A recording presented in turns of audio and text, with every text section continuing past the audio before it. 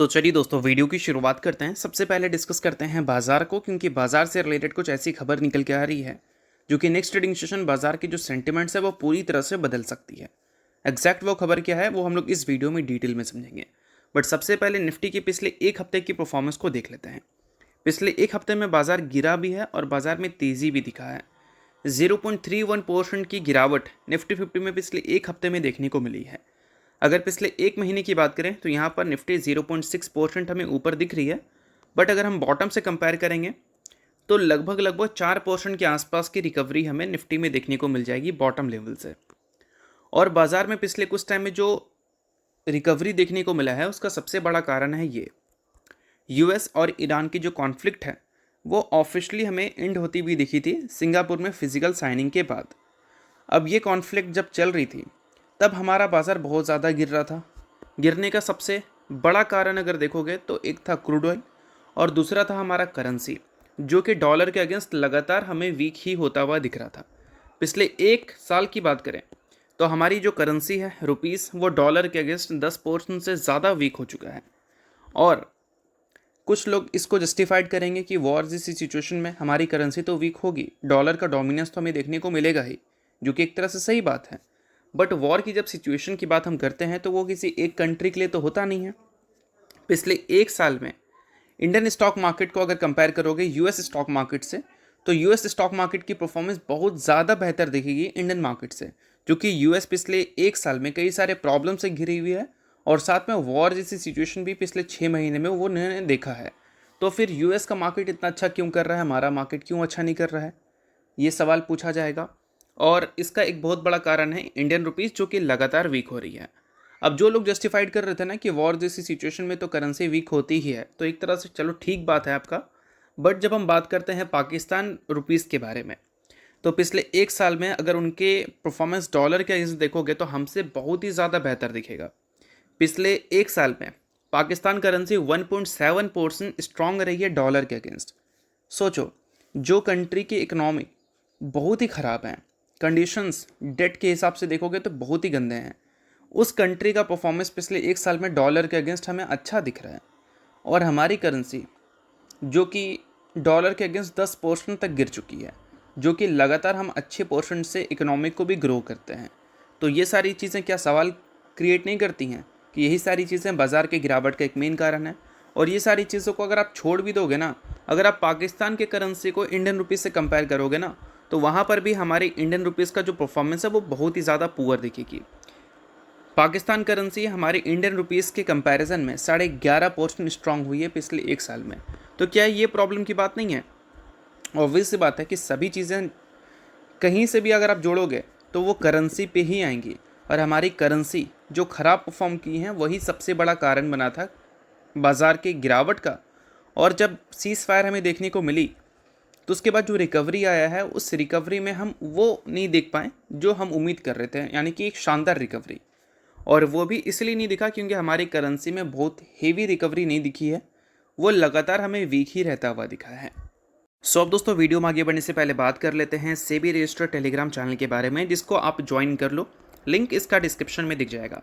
Join करने का सबसे बड़ा बेनिफिट ये है कि जिस हिसाब से मार्केट में अप्स एंड डाउन दिख रहा है, ऐसे टाइम पे हर दूसरी कंपनी के एनालिसिस बहुत ज़्यादा इंपॉर्टेंट है। तो यहाँ पर आपको सभी कंपनी के टेक्निकल्स को एनालिसिस कर कर अपडेट होता हुआ देखने को मिल जाता है, जो कि हर किसी के लिए काफ़ी ज़्यादा यूज़फुल है।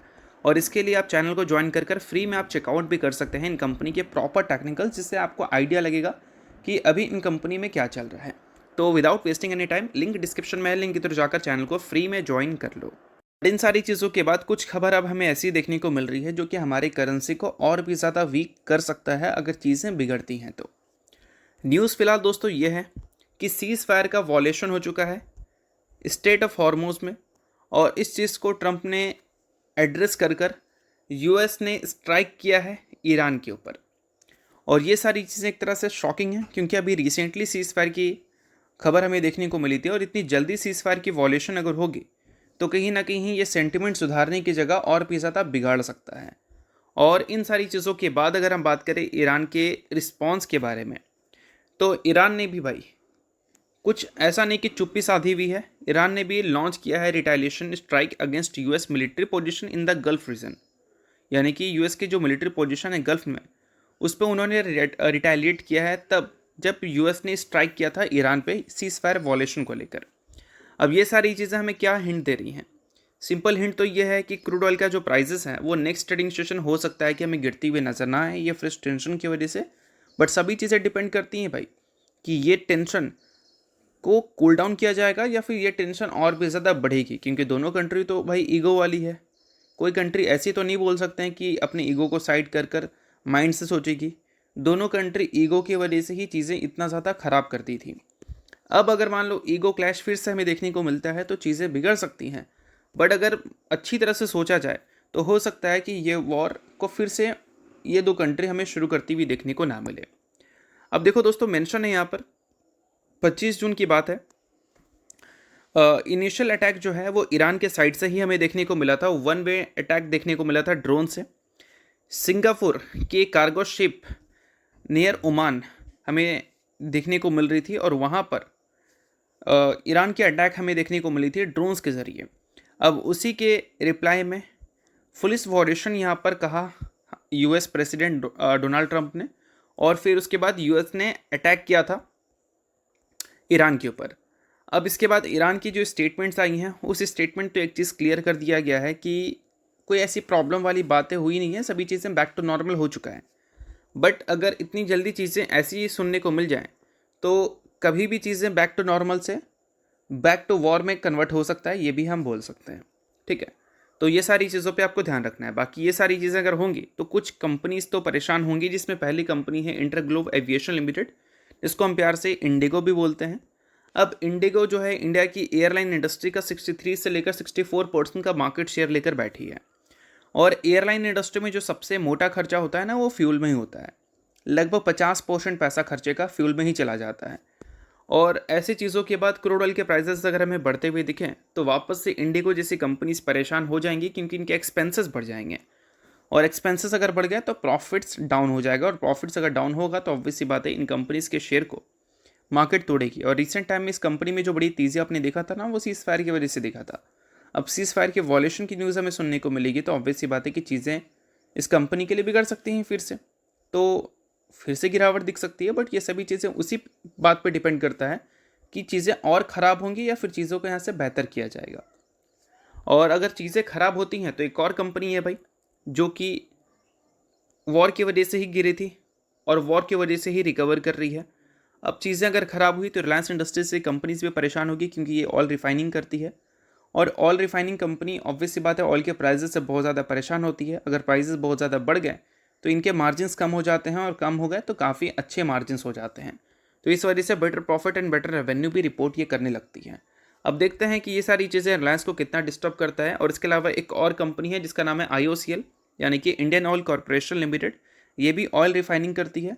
ये भी कंपनी प्रॉब्लम फेस कर सकती है अगर चीज़ें बिगड़ती हैं तो। बट एक चीज़ मैं क्लियर कर दे रहा हूँ पहले, ये सभी चीज़ें में जो मैंने जो बताया आपको, ये अभी जो न्यूज़ आई है उसके बेसिस पे बताया है। आगे चलकर न्यूज़ कुछ और आएगी, फिर कुछ और आएगी, फिर कुछ और आएगी। तो कभी न्यूज़ नेगेटिव होता है तो कभी न्यूज़ पॉजिटिव होता है। तो अभी जो नेगेटिव न्यूज़ है उस बिहाफ पे मैंने आपको चीज़ें बताई हैं। आगे चल कर के चीज़ें पॉजिटिव होगी तो पॉजिटिव चीज़ें बताऊंगा। बट अभी के जो कंडीशंस हैं उस हिसाब से मैंने आपको चीज़ें बताई है। कोई भी रिकमेंडेशन नहीं है, सभी चीज़ों को आप एजुकेशन पर्पज़ की तरह भी देख सकते हैं। तो होप करता हूँ ये वीडियो आपको अच्छा लगा होगा। लाइक कीजिए, पहली बार सब्सक्राइब कीजिए। वीडियो के लिए बहुत बहुत शुक्रिया।